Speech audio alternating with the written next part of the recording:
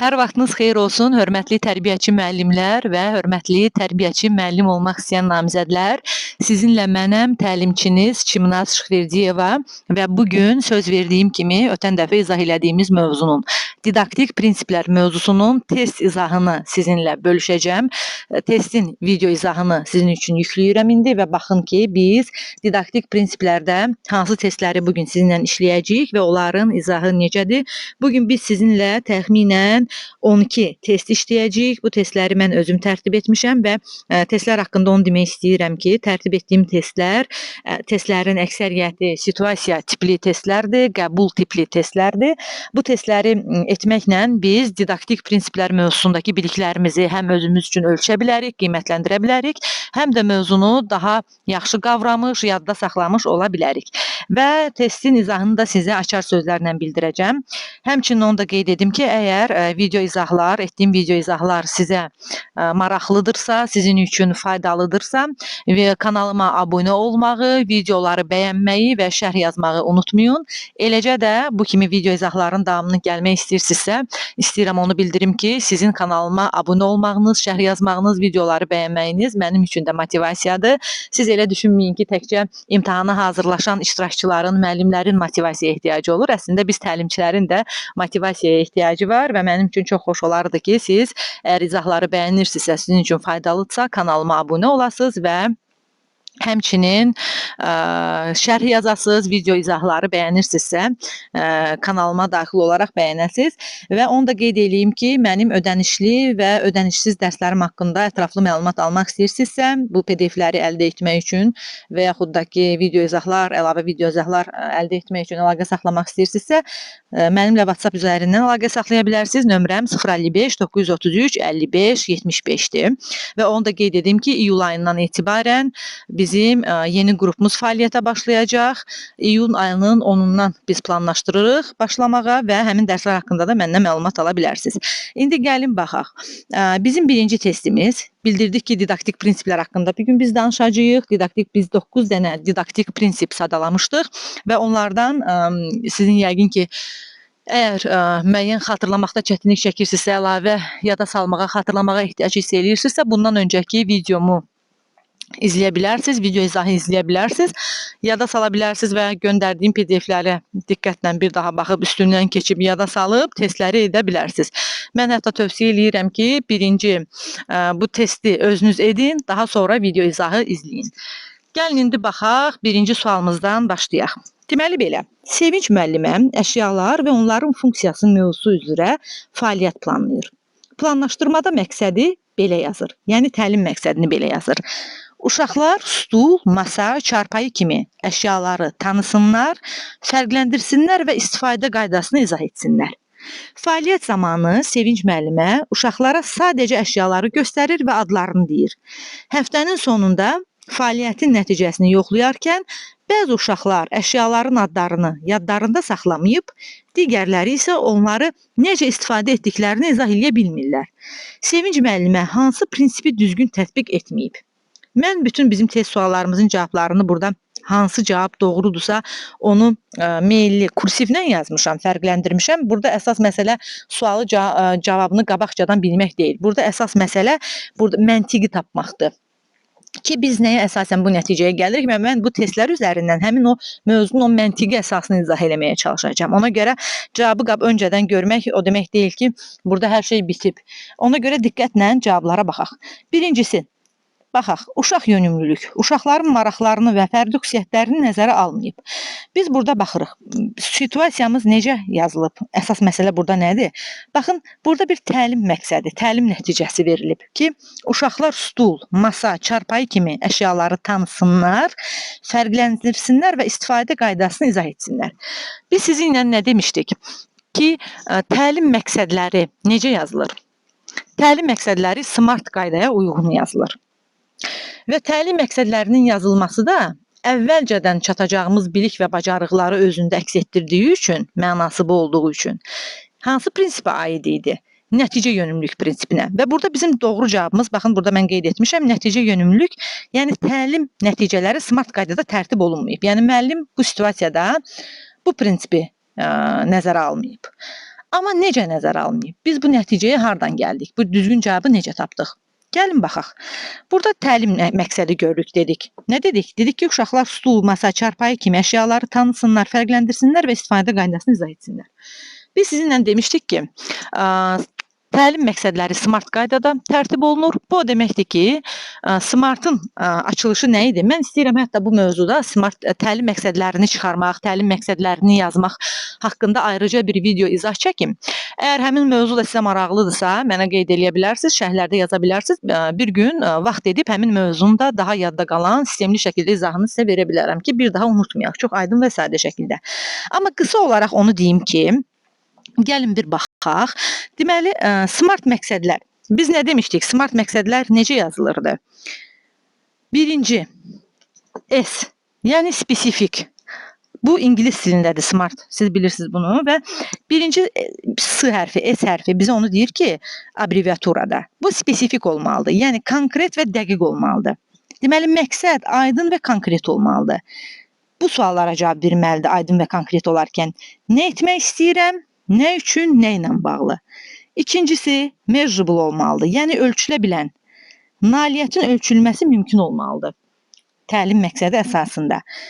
Və bunu da biz necə təyin edə bilərik? Bu suallarla. Uşaq bunu necə göstərir? Yəni, nə qədər izah edə bilir? Yəni, öyrəndiyi məsələni. Achievable, yəni əldə edilə bilən. Yəni, uşağın əldə edilə bilən, yəni nə çətin, nə asan da olmalıdır da. Uşağın yaş səviyyəsinə, deyək ki, uyğun olmalıdır və həmin tətbiq elədiyimiz məqsəd o 20 dəqiqəlik, 30 dəqiqəlik məşğələ üçün uşaqlar üçün real olmalıdır. Yəni, əl çata bilən olmalıdır.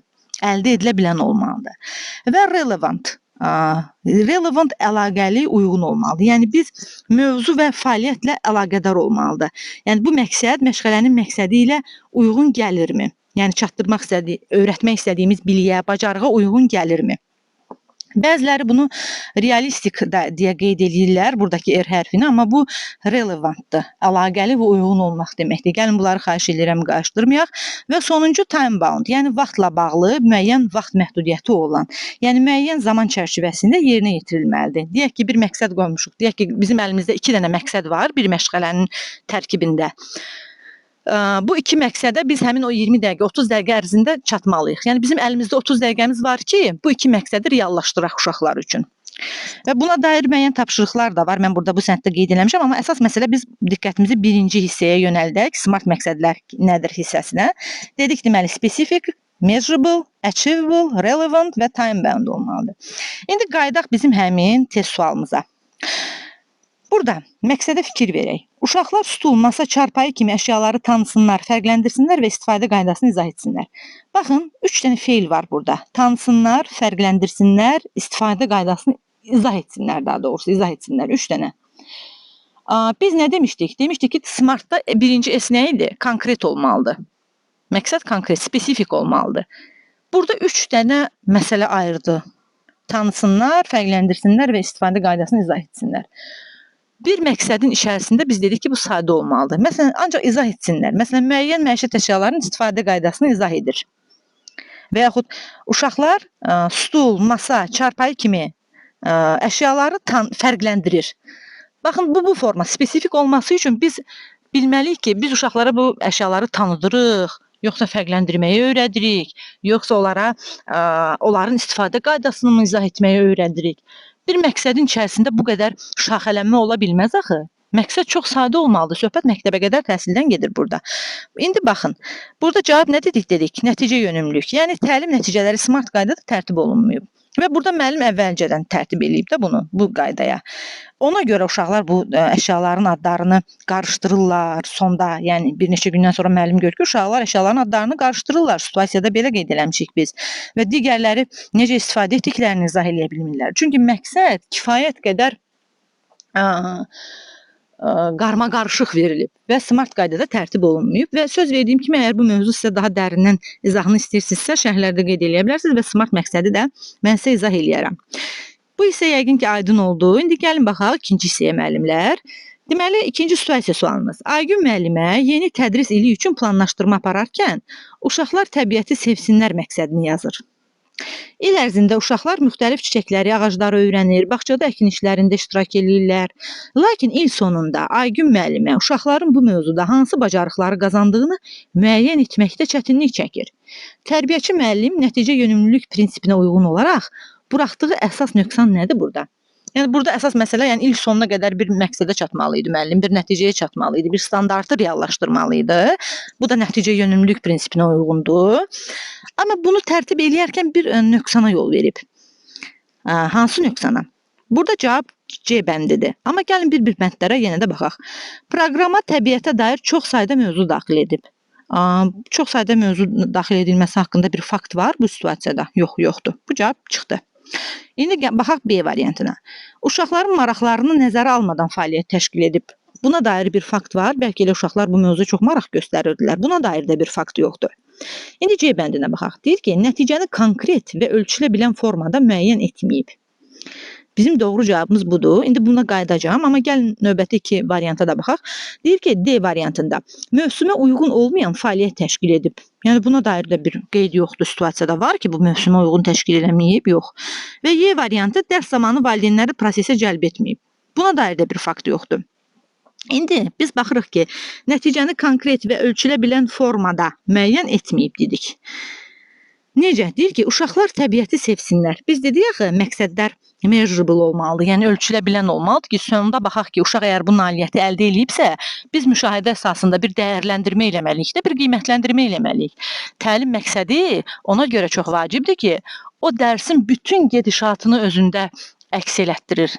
Birinci növbədə biz təlim məqsədinə baxıb vaxtı müəyyənləşdiririk. Biz baxırıq seçəcəyimiz metodları müəyyənləşdiririk. İş üsullarını, iş formalarını müəyyənləşdiririk. Həmçinin qiymətləndirmə vasitələrimizi də nəyə baxıb müəyyənləşdiririk? Təlim məqsədinə. Nəyə çatmaq istəyiriksə, ona da baxıb biz iş üsullarımızı seçirik. Ona görə nəticə yönümlülük bəlkə də didaktik prinsiplər içərisində birinci sırada gəlməyinin bəlkə də səbəbi budur. İndi gəlin baxaq və dərs zamanı burada C bəndinə qayıdaq doğru cavabımıza. Deməli, bizim məqsədimiz nə idi? Uşaqlar təbiəti sevsinlər. Belə bir məqsəd ola bilərmi? Bu çox uşaqlar təbiətə dair hansı əlamətləri tanıya bilərlər, təbiətə dair müəyyən ağacların adlarını sadalaya bilərlər. Yəni təbiət bu çox geniş bir measurable deyil. Yəni biz necə ölçə bilərik ki, uşaqlar təbiəti sevsinlər? Yəni bir dərsdə bunu təbiətə qarşı bir sevgi oyada bilərik əlbəttə, amma bu smart formada yazılmayıb və ölçülə bilən deyil, konkret və ölçülə bilən deyil. İndi gəlin baxaq 3-cü sualımıza. Vüsailə müəllimə peşələr mövzusu üzrə fəaliyyət təşkil edir. O bütün uşaqlara mühəndis, həkim, müəllim peşələri haqqında slayd göstərir və onlara bu peşələrlə bağlı suallar verir. Lakin qrupda olan bir neçə uşaq heyvanlara və kənd həyatına daha çox maraq göstərir. Hətta biri, yəni uşaqlardan biri, mən baytar olmaq istəyirəm deyir. Müəllim isə bu maraqlara əhəmiyyət vermir və plan üzrə davam edir. Yəni əvvəlcədən planda nə idisə, həmin plan üzrə də planını pozmur, ona uyğun davam edir. Bu situasiyada sizcə hansı prinsip pozulub? Ən birinci qeyd edib, bu uşaq yönümlülükdür. Çünki burada nədən bəhs edir? Baxın, içində söz var. Deyir ki, nəyə maraq göstərirlər? Biri baytar olmaq istəyir. Öz maraqlarını uşaqlar müəllimə ifadə edirlər. Amma uşaqların maraqlarını müəllim burada nəzərə alınmır. Əlbəttə ki, uşaq yönümlülük prinsipi pozulub. İndi gəlin baxaq 4-cü sualımıza. Bağçada müxtəlif mədəniyyət və fərqli sosial mənşəli uşaqlar təhsil alırlar. Müəllim bütün uşaqların bərabər hüquqlara malik olduğu və ayrı-seçkiliyin olmaması üçün təhsil proqramını neytral və inklüziv şəkildə həyata keçirir. Bu yanaşma hansı təhsil prinsipinə uyğundur sizcə? Baxın, müxtəlif sosial mənşəli uşaqların fərq qoymur da burada. Əlbəttə ki, dünyəvilik prinsipi. İndi gəlin baxaq sual 5-ə. Aysil müəllimə bağçada uşaqlarla meyvələr mövzusunda fəaliyyət təşkil edir. Fəaliyyət zamanı uşaqlara suallar verir, adları çəkilən meyvələri göstərir və sonra hər bir uşağa ayrı-ayrılıqda kiçik tapşırıqlar verir. Tapşırıqlar zamanı uşaqların cavabları müəllim tərəfindən qeyd olunur. Aysil xanım bu qeydlər əsasında uşaqların hansı meyvələri tanıdığı, adlarını düzgün deyə bildiyi və hansı uşağın əlavə dəstəyə ehtiyacı olduğunu müəyyən edir. O növbəti həftə zəif nəticə göstərən uşaqlarla fərdi məşğələlər planlaşdırır. Bu situasiyada Aysil xanım hansı prinsipə uyğun fəaliyyət göstərir? Burada cavab D bəndidir, inkişaf yönümlülük. Yəni, baxın, burada müəllim neyini? Tapşırıqlar verir və sonra uşaqları izləyir. Deyir ki, tapşırıqlar zamanı uşaqların cavabları müəllim tərəfindən qeyd olunur. Sizcə müəllim bunu niyə qeyd edir? Çünki bir müşahidə aparır, bir dəyərləndirmə, bir qiymətləndirmə aparır ki, sonradan dərsdə nələri öyrətmək lazım olduğunu özü üçün bir müəyyənləşdirsin ki, uşaqlar nəyi öyrəniblər, nəyi yox. Və sonra da mən onların öyrəndiklərinə əsasən mövzunu davam elətdirim. Başqa məşğələlərdə də bunu nəzərə alım. Baxın, qiymətləndirmənin əsas, dəyərləndirmənin əsas məqsədi nədir? Uşaqlara sadəcə qiymət yazmaq deyil axı. Qiymətləndirmənin əsas məqsədlərindən biri də odur ki, biz müəllimlər özümüz üçün nəticə çıxaraq ki, bizim qrupumuz nəyi öyrənib, nəyi yox, hansı nailiyyətlərə nail olublar, necədir onlarda vəziyyət və sonradan təlimi necə quraq ki, bu boşluqları doldura bilək. Bax, qiymətləndirmənin əsas məqsədlərindən də biri budur və bu da nəyə xidmət eləyir? İnkişaf yönümlülüyə. Çünki burada müəllim həmin cavabları qeyd eləyir və bunun əsasında uşaqların hansı meyvələrini tanıdığını, düzgün deyə bildiyini müəyyənləşdirir və zəif nəticə göstərən uşaqlarla fərdi məşğələlər artıq planlaşdırır. Boşluqları doldurur müəllim burada, çatışmazlıqları doldurur və bu da nədir? Bu deməkdir ki, uşaqların idraki inkişafı davamlı şəkildə müəllim tərəfindən izlənilib və həmin nəticələr, əldə elədiyi o nəticələr o qiymətləndirmədən fəaliyyətlərə sonradan uyğunlaşdırılıb. Deməli, nə oldu? D bəndi, inkişaf yönümlülük. İnkişaf yönümlülüyün də didaktik prinsip olaraq əsas məsələsi bu idi. Və baxaq sual 6-ya. Bağçada uşaqlarda vətənpərvərlik ruhunun formalaşdırılması, Azərbaycan xalqının tarixinə, mədəniyyətinə, dilinə, adət və ənənələrinə hörmət hissinin aşılanması hansı təhsil prinsipinə uyğundur? Biz bunu harda gördük? Əlbəttə ki, seçirik ki, Azərbaycançılıq. Yəni, bu çox sadə bir sualdır. Tariximiz, vətənpərvərlik ruhu, mədəniyyətimiz, dilimiz, yəni burada Azərbaycan xalqından gedir söhbət. Və biz əlbəttə ki, seçirik burada Azərbaycançılıq. İndi baxaq sual 7-yə. Təranə müəllimə uşaqlara yol hərəkəti qaydaları mövzusunda fəaliyyət aparır. Uşaqlarla belə bir fəaliyyət təşkil edir. O uşaqlara yol nişanlarını əzbərləməyi tapşırır və sadəcə bu bilikləri öyrədir. Fəaliyyət zamanı uşaqlardan biri deyir: "Əgər dostum yolu keçəndə qorxsa, mən onun əlindən tutaram." Müəllim bu fikrə fikir vermir və sözünə davam eləyir. Biz indi yalnız nişanları öyrənirik, sonra keçid qaydalarına baxarıq. Bu situasiyada müəllim hansı prinsipə əsaslanmayaraq fəaliyyət təşkil edib? Sualları da diqqətlə oxumaq lazımdır. Bəzən məsələn əsaslanaraq, bəzən olur əsaslanmayaraq. İndi burada əsaslanmayaraq biz soruşuruq.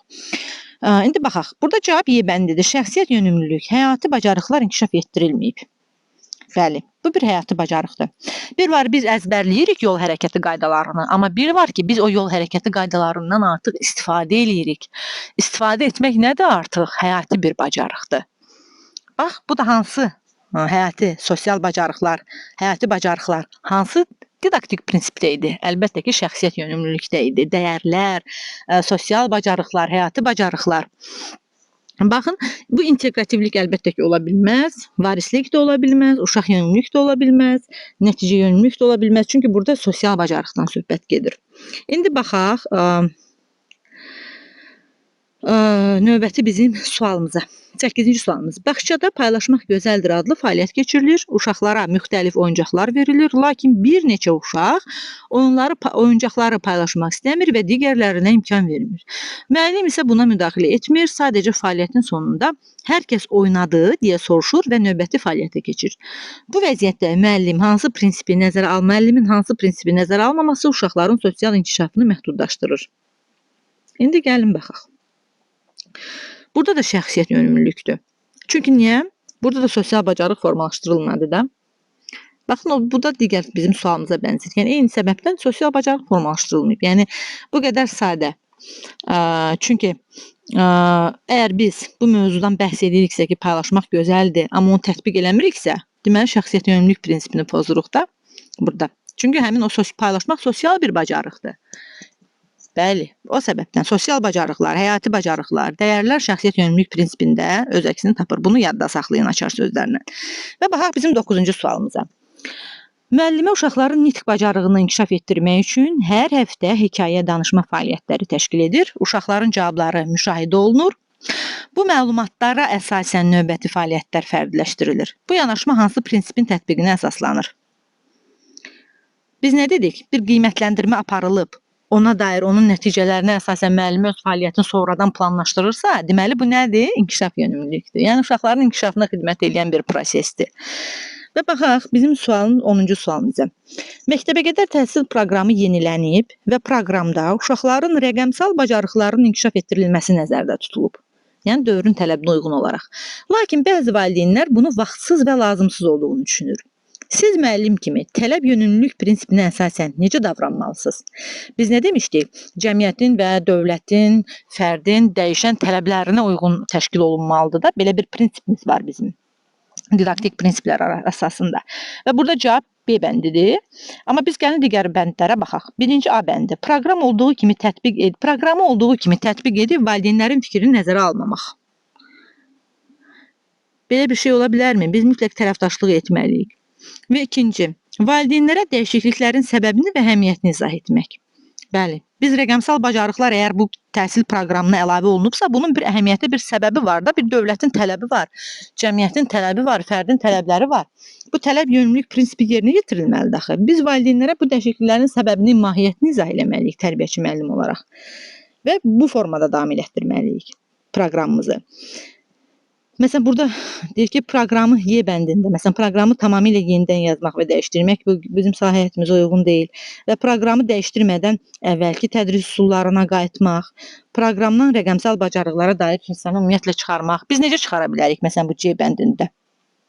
Çünki bu dövlətin bir tələbidirsə, cəmiyyətin bir tələbidirsə, bu müasir dövrə uyğun rəqəmsal bacarıqların formalaşdırılması, biz necə bunu öz başına bir şəkildə çıxarda bilərik? Bu mümkün ola bilməz. O səbəbdən biz valideynlərə dəyişikliklərin səbəbini və əhəmiyyətini izah etməliyik. Əslində test suallarına mən sizə bir məsləhət verim burada.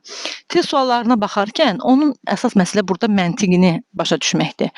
Yəni baxmaq ki, bu prinsiplərə uyğun, məsələn, burada bu testlərdə söhbət prinsiplərdən gedirsə, həmin prinsiplərin birinci biz mahiyyətini başa düşməliyik, sonra test suallarını eləməliyik və testlərdə də baxarkən adətən xüsusən də situasiya tipli testlərdə prosesin ardıcıllığını izləmək lazımdır.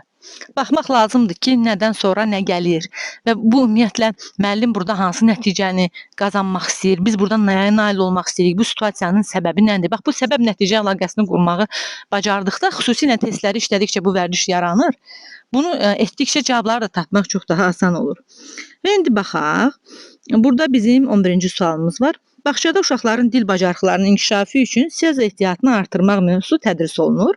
Lakin tərbiyəçi müəllim əvvəlki mərhələdə uşaqlara öyrədilmiş sözlər və anlayışlarla əlaqə qurmur. Bu səbəbdən bəzi uşaqlar yeni mövzunu mənimsəməkdə çətinlik çəkirlər. Müəllim hansı prinsipi düzgün tətbiq etməyib?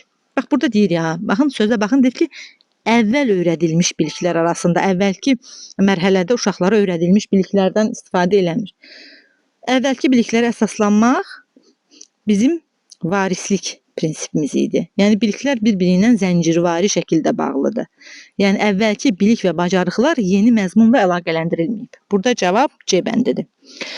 Mütləq biz sadədən mürəkkəbə getməliyik, zəncirvari şəkildə